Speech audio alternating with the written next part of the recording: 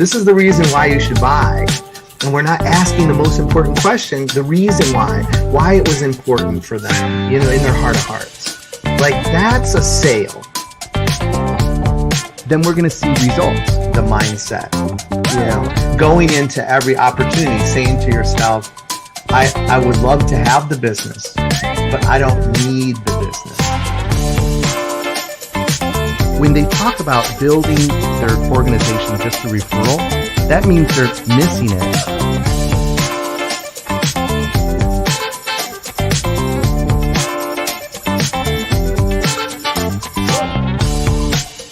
The internet almost shut down because they're like, are you blind? Do you not know what's going on out there?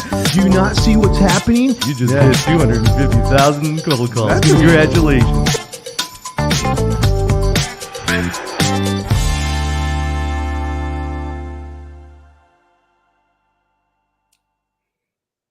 Oh, it's great. It's great. Lee, great to have you on this morning. Thank you so much for being thanks here. for having me.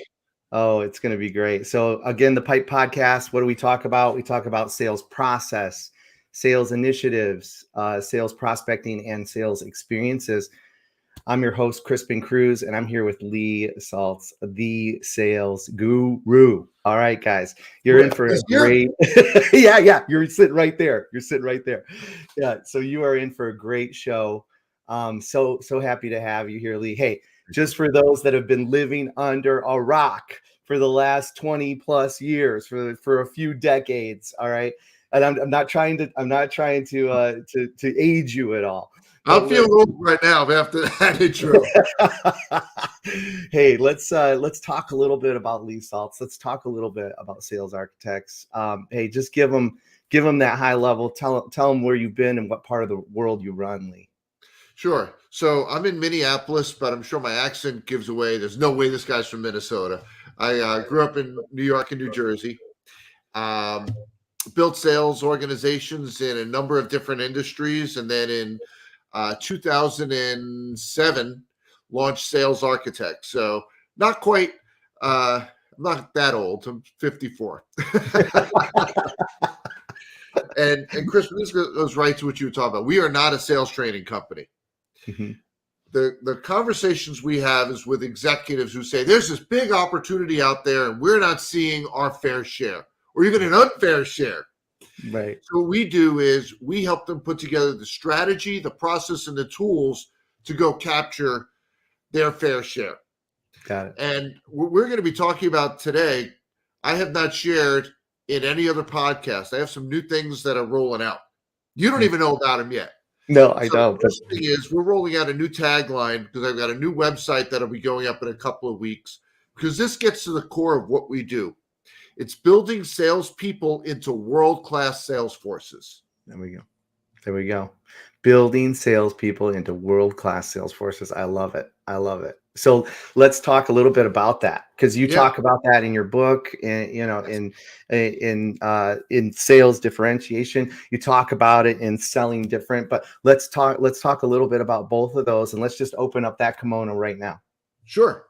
So, and one of the things that's going to be on this new website is a new tool that I've developed called the Sales Organization Maturity Analysis.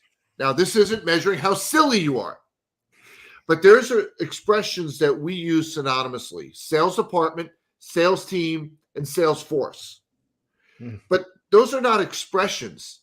They represent stages of sales organization maturity. And what that analysis is going to do is going to look at 6 components of a sales organization: new client acquisition, account management, sales management, hiring, onboarding, sales compensation, because that's all you got. Right. And so if we break down those 3 components, a sales organization usually starts in an elementary stage, right? With a sales department. I hire a salesperson, it becomes 2. Oh, then it becomes 1 again. Then I get to 3. Now I'm back to 2. There's very little structure. And of course, results are inconsistent. Then over time, certainly with management guidance and direction, it matures into an emerging stage as a sales team. And that's characterized by identifying best practices, communication, sharing. The ultimate goal, the holy grail, is to reach the expert stage, which is the sales force. And it's during that stage that sales organizations are fully optimized and perform at the highest levels. Why? Because it's founded on process. That's right. So as sales organizations progress through that maturity spectrum, effectiveness, revenue, and of course, profitability increase. Boy, this is gold, and I know this is not a topic you're interested in, so I apologize. they better be writing this down. That's all. I'm hopeful that someone's recording this. I think we are, but okay, good. So that is some good stuff. So let's talk about, because hey, look, I know a little bit about you personally as well, right? And if you just look behind you, I see the baseball. I see some of the baseball books. I know that you've been in and around baseball for a while, right? Yes, and talk about foundational process. Talk about, making sure that you understand like where the next play is, like what's the move, like if the ball is hit in this location, and into this player, then you need to know where you're going next. How do you apply some of those experiences that you've had? And because we can all use sports analogies for when we talk about like how we can compare sports to sales. And I do it often, Lee. I do it often in my business as well, right? Yeah. And so just let's talk a little bit about that, because I'm sure you've made some great connections there too. I have a few stories to share around that. So I have two sons that play college baseball. Actually, as of yesterday, I have one because my older son graduated from college and finished his baseball career. And I've been coaching baseball since the very beginning when they first started. And I coached with squishy ball. So you had to, right? And when I was coaching these kids, I found they'd swing the bat like it was a wet noodle, one of these kind of things, almost like they were fishing, get a little wrist action in. Right. And I don't know where this came from, but I had this crazy idea. I picked up the ball and I held it out in my hand and I looked at all the kids and I said, "What is this?" And they looked at me like I was nuts. They said, "It's a baseball." I'm like, "No, this is a tomato. And here's what I want you to do. I want you to splatter it all over me." All of a sudden, I started pitching to these kids. Instead of swinging a wet noodle, they were winding up all the way back here, eyes lit up, and couldn't wait to demolish the ball. I didn't do anything but change their mindset. I didn't improve process, but I changed the way they looked at baseball. And that's one of the things that I do with salespeople. We can talk about process and strategy and technique and tactics and all these wonderful things, but the mindset that we have affects our success, just like in that baseball example. I'll give you another one. Let's see. When my sons were 8 and 10, they were on the same team, and I had a chance to coach both of them, and that was just wonderful. It was the last time that had happened in their entire baseball career. And my older son got drilled by a fastball, and his younger brother saw it. And now both of them were uncomfortable hitting. They'd get up to the plate, and now they were thinking, "I don't want to get hit. I don't want to get hit." So the pitch would start coming. They were already stepping out of the box. Right. So I said, "Okay, here's the deal, boys. Every time you hit the ball, I'm going to give you a pack of baseball cards. I don't care where it goes. Every time you hit the ball," because they were into baseball cards then, "I'll give you a pack of baseball cards." Now they started thinking about, "I want to get a pack of baseball cards." Right. They weren't thinking about that. And then I kept raising the bar. Okay, now it's got to be a fair ball. Now it's got to be a base hit. And now we got all the way back to where they were before, but even with a stronger mindset where they were thinking about the outcome they wanted as opposed to the fear. One of the things, I don't know if you've ever heard this before. I heard this, probably about 30, 40 years ago. Do you know how they train race car drivers? I'm not familiar. No, I'm not. So what happens is, of course, you're driving at a very high rate of speed. Sure. And they're very close to the wall. So the driver wants to look at the wall to make sure they don't hit it. And they start thinking, "Don't hit the wall. Don't hit the wall." Well, the human mind doesn't understand the word "not." So what the instructors do is every time their head goes towards the wall, they turn it back. Mm. And so it's the same thing with anything in life. So we were talking baseball. If you think, don't strike out, you might as well sit down because you just struck out. Right? You have to think about what you want to accomplish. In sales, you don't want to go into the meeting and say, gosh, I don't want to blow this. You just blew it. Sit down. Right? So we have to think about what we want to achieve as opposed to what we're trying to avoid, because the human mind doesn't understand the word not. That's just great. And the We asked mindset for is baseball stories. I gave you baseball stories. I love it. And the mindset is so important. And you talk about architecting sales success. You talk about all of that too, and you can bring that down foundationally as well. But let's explore that a little bit as well. So, what about architecting sales success? Well, I mean, you went through that process with us, but what are most companies, Lee? What are they missing? Like when you walk into organizations or you're getting calls and you're unpacking and really understanding their culture and understanding what they're doing and their mindset and how they're growing their organizations, part and parcel, what are you seeing out there? So why don't we break it down in those three categories I shared earlier? And I'll tell you what we're missing. So in new client acquisition, not having a documented process in a playbook. So we have a bunch of salespeople, and this is one of my favorite conversations. Let's say a CEO has 10 salespeople, and I'll say, if all 10 of your salespeople said, I just had a great discovery meeting, what would you know for sure, for certain, took place in that meeting? Most common answer I get, not a darn thing, because they've never prescribed the handling of discovery. Well, if they're doing the same stuff to the same marketplace, why would we leave that to chance? Why would we make that arbitrary? Why would we let that be opinion? We should figure out what the best practices are, turn it into process, teach everyone how to follow it, and hold them accountable for doing so. Right. Yeah, I mean, you're so right. Because when you go through discovery, I mean, of course, you're asking good questions. You're trying to understand, what's the compelling reason for your prospect to want to utilize or purchase your service now or in the very near future, right? Now or in the very near future. Because if they're not compelled to do that, they don't, and the pain to change isn't greater than the pain to stay the same, right? So if they're not compelled to do that, then then it's a suspect, baby. It's not a prospect, right? It's a suspect, not a prospect. So, but then do you, to your point, do you have a documented process on the information that you're trying to gather?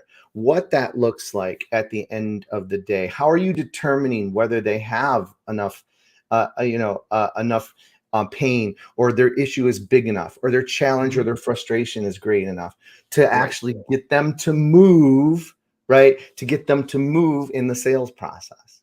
Right. Exactly. And it's the same concept. You may call them objections, concerns, stalls. I put them in this bucket called deal obstacles. So again, you've got 10 salespeople. The price issue comes up. Why would we let each of those 10 people say, well, this is how I'm going to handle it? That doesn't make sense. We should figure out what the right approach is, capture it in a playbook, teach the team how to do it, and hold them accountable for doing it the way that's been prescribed.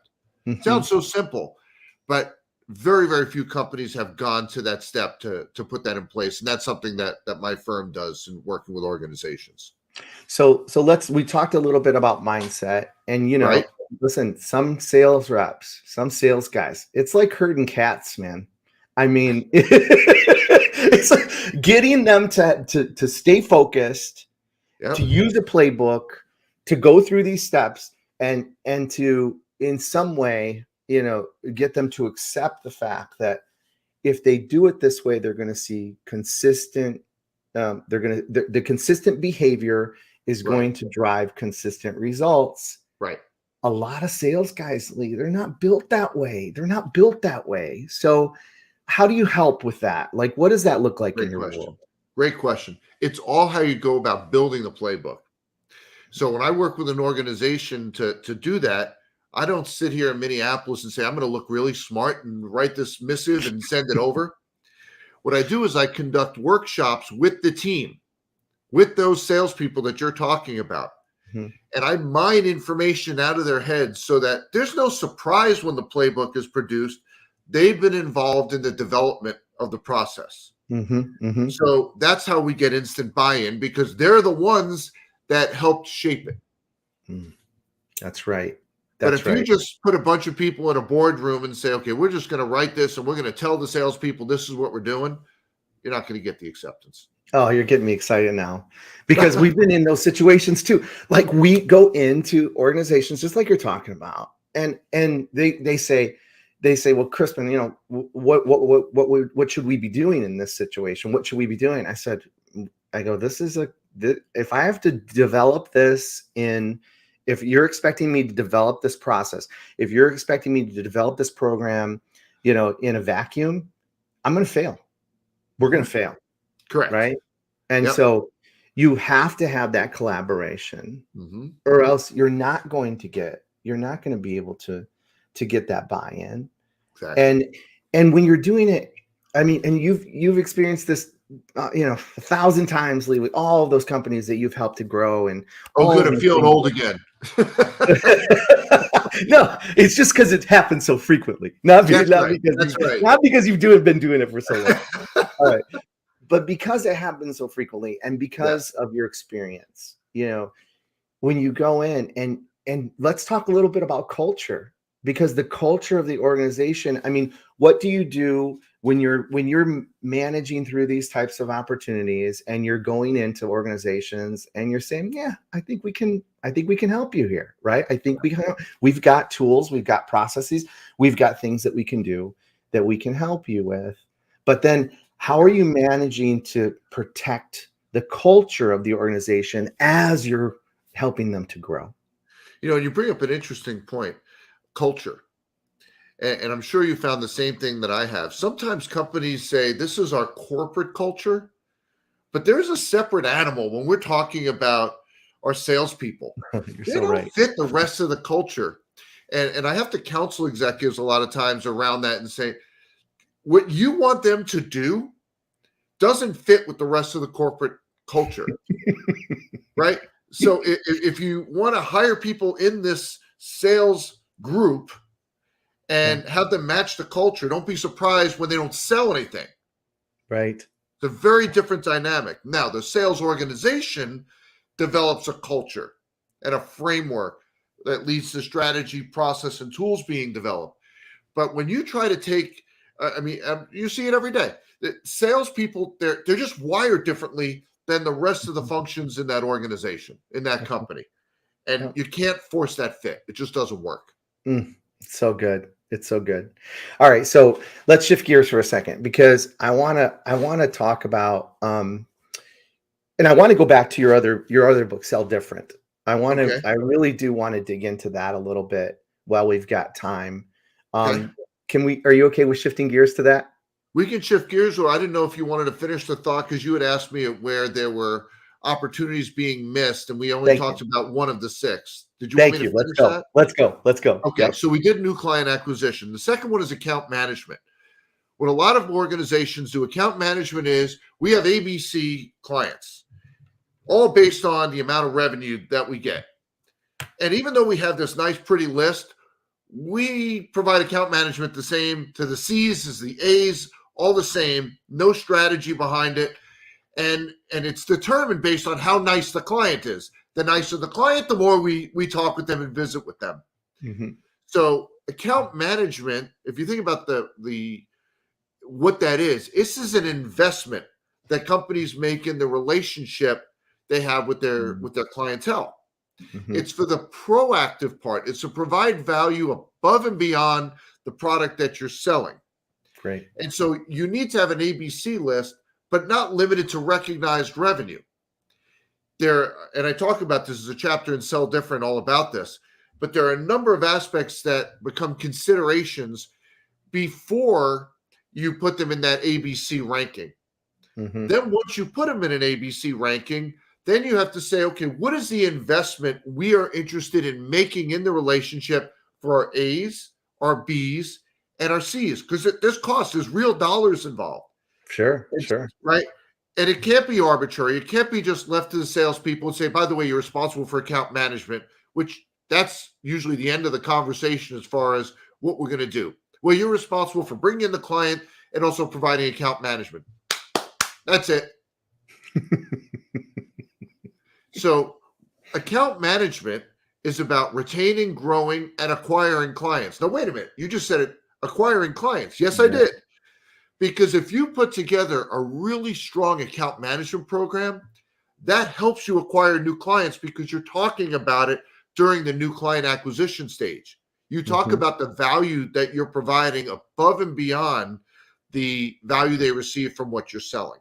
Yep, that's right. The third one, so we talk about new client acquisition, account management, sales management. So what we're missing there, not having a system to bring out the best in our salespeople. So I find, and I'm amazed that this still happens, that there aren't regular meetings with set agendas, set structures with the salespeople with some defined frequency. Yeah. Most of it's haphazard. We get together when there's something to talk about, like I'm working on a deal or I'm not performing, so something there, as opposed to having set periodic meetings with a structure and putting together outcomes, desired outcomes from that meeting to achieve in the next period of time before the next meeting. Great. So that's the third one that's missing in sales management. Hiring. There's a lot to unpack there. First one is, and I'm sure you see this too, when do sales leaders look for sales talent? When there's an opening on the team. That's right. When they lose, they've already lost somebody. Yep. Correct. And that's like going to the supermarket when you're hungry. That's how the Mint Milanos end up in your shopping cart with the Oreos. Right? That's right. You make bad decisions, just like you do when you're hiring salespeople, because every day that seat is left open, you're missing revenue opportunities. So we just make poor decisions. So number one, we're not constantly keeping a talent pipeline. We say salespeople have to have a prospect pipeline. Sales leaders have to keep a talent pipeline so that when those opportunities come up where we need to add someone, we already have something in the works.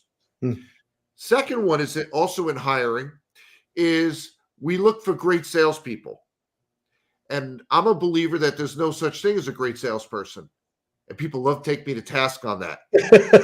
So I'll ask these salespeople, I'm like, how many of these so-called great salespeople, I mean, great track record, polished look, great closers, great prospectors, have you hired that failed in your company? And of course, they have countless stories of that. Sure. So if you believe in great salespeople, you have to also sign up for one of two of the following, given their failure. This person either showed up on your doorstep and completely forgot how to sell, or your company is the absolute worst company to sell for in the history of business. Which is it? Right? So the issue is the word great. Great isn't a standalone quality, but rather an attribute of the relationship between that salesperson and a specific sales role. So we should be looking for the right salespeople with the potential to be great in this specific role. Because each sales role, it's like a fingerprint, right? When you look at all the clients you work with, you can't take salespeople and just move them around like chess pieces, right? There's a specific set of knowledge and skills that are required to be successful in that role. Yep. And if they don't possess them, they fail. Yep. And how important is it, Lee, to make sure that you've identified that role, like from A to Z, because that's another piece where when you're talking about hiring, we talk about making sure that we call them KBIs, not KPIs. We call them key behavioral indicators instead of key performance, right? If you behave in this way, then here's where we're expecting you to be from a production standpoint. This is what your compensation plan then will look like. And making sure that those are crystal clear, when somebody comes into the organization, like it's in no mutual mystification when it comes to, when it comes to the role that, these individuals are going to play for the company. Exactly. So in my book, Hire Right, Higher Profits, I introduced the concept of performance factors. So before we're going to talk about interviewing candidates, We need to take a 360-degree look, just like you're talking about at the role, and identify the factors that lead to success, failure, or underperformance. Mm-hmm. And then what happens is you put together this performance factor portfolio, and we're not looking for a great salesperson. We're not looking for a thumbs up. For each of these performance factors, we need to evaluate the candidates for a match or lack thereof. Right. And then with some of those performance factors, if you say we're not willing to teach it and it's highly impactful in their success, if the candidate doesn't have it, that becomes a deal breaker. They're out. Mm-hmm. It's good. It's just good. Good stuff. All right. So I'll let you keep going. All right. So that's hiring. Onboarding. The output of a hiring process is not a great salesperson. It's someone with the potential to be great. Mm-hmm. And too many salespeople have this, sales leaders have this perspective that I hire great salespeople, put feet up on the desk, and dollars just roll in. That doesn't happen. That's right. That potential is only recognized when a structured sales onboarding program is in place. And the idea is to reduce the time to production and make sure that they can sell the full suite of products and services that your company represents. And for some reason, someone came out, and I don't know where this came from, that onboarding is 90 days. It's not. It's a function of the expectations that you have of someone who is proficient in the role. Mm-hmm. So the question I'll ask executives is, imagine you have a salesperson who has successfully completed your sales onboarding program. Well, there's no expectations of this individual because you just said they successfully completed onboarding. Well, what are those expectations? What is it you expect them to know, be able to do, be able to use on behalf of the company? So know is information like product knowledge, competitive landscape. Do is an action like conduct a discovery meeting, deliver a corporate presentation. Use refers to systems or tools like your CRM. You know, everybody talks about the CRM, how salespeople don't use it. And one of the common reasons is during onboarding, we don't teach it well enough so that they do follow it and use it properly. That's right. That's right. And make sure that even the CRM information, you talk about that playbook, like yes. Even the information for the CRM, like how do you navigate it? You know, why is that drop down there? Like, what's the purpose of it? And then what's the definition of all of that? Like, it's so, you're so right, Lee. I mean, that stuff is just so vitally important. And so once we identify those expectations, the questions that we have to ask as we put together the onboarding experience is, how will we know if this expectation has been met? And so one of the missing pieces I find is we treat it as new hire training. So information going in one direction, give them stuff to read, videos to watch, go right along with the salesperson, but we don't do any assessment, a quiz, an exam, a simulation, mock sales calls to see if they can perform in this setting before we let them go out and represent our brand. So what I see, and I'm sure you see this as well, we just give them a bunch of training and we don't see whether or not it's stuck. And we just say, well, go have at it. And then 6 months later, when they're not performing, we're putting them on a PIP and ushering them out the door. That's right.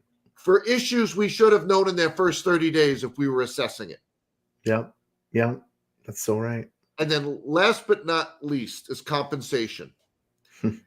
We pay salespeople above and beyond their salary for one reason. And that's to drive the activities and behaviors we want that lead to revenue. That's it. Yeah. Right. And we can yell and scream about results. Nothing we can do about that. But there's a lot we can do about the activities and behaviors that lead to it. And too often I see with compensation, I'll see a salesperson being given a straight salary. That's called a banker. It's not a salesperson. That's right. That's or right. A linear compensation. You get 5% of everything you bring in. Guess what? They have no ownership of a quota or a goal because you gave them a flat percentage. And then nothing in place to drive the activities and behaviors that you want. Yeah. So a long answer to your question, but it ties into those 6 components of a sales organization that we look at from a maturity perspective. Yeah, I'll add one piece to that, you know, and this is, you've probably seen this as well. it's called an incentive plan for a reason. I mean, Yes. it's supposed to incentivize those sales reps That's to right. perform at a high level. So Lee, we walk in, and you've probably done this too. You've walked into an organization and you're like, you're looking at the comp plan and Yeah. you're saying, okay, so this is the compensation plan, right? For the Right. for the sales reps. And you said, let me grab my calculator and let me call, my accountant. So then we can try and figure out Yes. exactly how the commissions are You need going a to be degree in accounting calculated, to figure. You need a degree in accounting to understand how you get paid. It's too right? complex. I mean, Yeah. some of the most incredible, compensation plans that I've helped to build, and you Yep. probably have done this too, is now I own every one of these gray hairs, okay, Lee? So I've been around the conference table, I've made I've pushed the contract over, 3 copies here, Lee, press hard, right? The third copy is going to be yours. So I've had those types of events in my life, right? Yeah. But if I can't leave that office, and as I'm walking out the door, I can't calculate my commission, then I'm telling you, there may be something wrong with your compensation plan. There may be something wrong with your incentive plan, Right. right? Yep. Because, and I know it's hard to get down to that, especially when you're looking at margin and product and different product sets and types, and now you add in big data and all of that, right? And Right. so, especially for some SaaS companies, even though we know that's pennies on the dollar, okay. So, but at the end of the day, yeah, I mean, why aren't they, Lee? In your opinion, why do they have to make them so complex? Why? That's what happens when finance gets overly involved in the shaping of compensation. That's it. You That's know, the there's a three-legged stool. I call it the sales equilateral triangle for sales compensation. The equilateral triangle means each side needs to be in proportion, and the three sides are the company, the salesperson, and the client. If any of those sides are under or overserved, the law of unintended consequences takes over. Mm. So what you're describing in that situation is the company is very happy because they've put all of these fences around sales compensation. Salesperson, not happy. And as a result, maybe the client's not happy either. So you Mm. have a compensation issue and you have to go back and retool it. So good. It's so good. I mean, I just love it. I love everything you're talking about today. Well, I thank you. love the process piece. And I mean, you've obviously been around this for a long time, and you've seen all of these situations in different companies. And that's that's the beauty of having someone like you come into their organization and really help them figure this stuff out, which is Thank great. you. Okay. What are we missing? This is kind of the time that we start to move into the Sales Arbiter 7. But what am I missing? Is there anything else that you feel like the listeners and viewers need to hear from you before we go into a little bit of the fun part of what we do? Sure. So the one thing we haven't really talked about is the remedy, right? Mhm. So we talked about issues there. And there's 3 steps to going through each of those 6 components to address the issues that we've talked about. The first is to identify the best practices in hiring, managing, onboarding, and then institutionalize that as process. So that would be step 2. And the third is to put together an accountability culture. So these things that you said, we're going to make this a process. Process only works if folks are being held accountable for executing on it. It's great. It's great, Lee. It's awesome. Well, listen, that's been good stuff. I'm sure whoever's listening out there and whoever's watching today, they're getting a bunch of information from us, and really, and I'm hoping that this is rattling upstairs the 6 inches between their ears, and they're thinking about how maybe they can do things a little different and get out of their comfort zone, right? Make some changes and get out of their comfort zone, and Yep. get a hold of you when they need you. All right. Right. So then let's jump into with your permission, we'll jump into the Sales Arbiter 7. Okay, And fire away. this is something that I stole from my friend James Lipton, who was, it was on Inside the Actor Studio. And he, at the end of every interview, he would ask, some questions just so the audience would get to know, the guest a little bit better, and maybe a little bit more personally. So I'd just like to just jump right into this. So Lee, what's your favorite word? What's your favorite word? I'll bet you could guess it based on the conversation we've had today. It's consistency. Hmm. I get irritated when I have inconsistent experiences. Something like if I go to a restaurant and I order blue cheese, and one time I go in, they don't charge for it. The next time it's $1.50. It's not about the $1.50. It's like, be consistent. If it's $1.50, it's always $1.50. Right. So I love it. consistency is my favorite word. Yeah, that's good. That is good. What's your least favorite word? Cannot. Tell them why. So I believe if you have the right mindset, you can achieve anything. That's it. Mindset. It's so important. What's something that could make your day? So I'll give that to you in two sides, business and personal. The business side is client achievement. When they've worked with me and I'm seeing these things kick in and they're like, wow, this is really working. I'm on such a high. Yeah. On a personal level, I've got 3 kids, a daughter and 2 sons. Their successes, when I hear about the successes they're having, again, I'm on such a high. That's great. That's great. That's great. And you're with your son graduating, you're turning over a new page there too, right? Yes. Yeah. Well, I'm sure he's going to follow in the parents' footsteps as well. So that's great. Good stuff. What's something that could ruin your day? Well, we didn't talk about this. I don't know if you know about my hobby, but I compete in powerlifting. I compete in the bench press. And a bad bench press day ruins my entire day. Like Saturday, I had a bad day on the bench and just irritated me all day. There it is. There's a picture of it there too. That's good. That's good stuff. Okay. What's a sound or noise that you love? And you're going to agree with me on this. The crack of the bat when my son hits a home run. You're There's right. a sound that has, and you just know it's gone. Yeah, you're right. You're so right. Oh, I just love it. I just love it. And you don't even have to be watching. Like you can just listen, you can just listen for it. It's so good. What's a sound or noise that you hate? Vacuum cleaner. Hate it.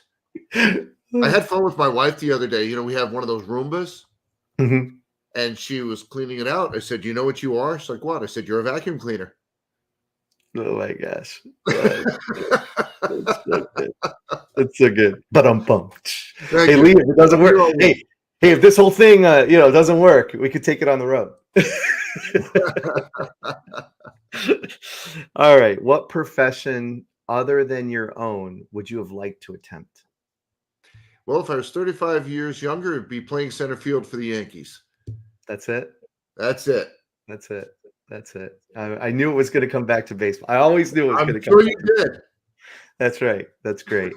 All right, Lee, listen, how do they get in touch with you? How do you, what's the best way for them to reach out to you with your wealth of knowledge and the times that you've helped organizations, grow and succeed and grow their culture, and really make things happen? What's the best way? You go to my website, which is salesarchitects.com. So there's an S on that, plural, salesarchitects.com. On all the social media platforms, you can look me up, LinkedIn, Facebook, Twitter. I'm even on TikTok. You know why I'm on TikTok? Tell me because why. that's where the younger generation is. And I don't want to become a dinosaur. So I have videos on TikTok so that the younger people, as they're coming out of school, entering the sales profession, they say, oh, I know who Lee Salz is. That's and guess great. what? You can also do this thing the dinosaurs used to use. Pick up the phone. No. You can call me 763-416-4321. Give it to them one more time, Lee. One more time. 763-416-4321. 4321. Well, listen, it has been great having you on today. Oh, this has been fun. Thank you. I really appreciate you being here. And we had some people in the box that were making comments and rolling along with us. And so I always close everyone like this, and just, Lee, thanks again, but keep selling and have fun doing it. Thank you so much, folks. Thank you. Bye.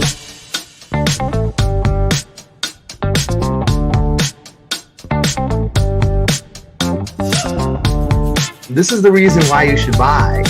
And we're not asking the most important question, the reason why it was important for them, in their heart of hearts. Like, that's a sale. Then we're going to see results, the mindset. Going into every opportunity, saying to yourself, I would love to have the business, but I don't need the business. When they talk about building their organization just through referral, that means they're missing it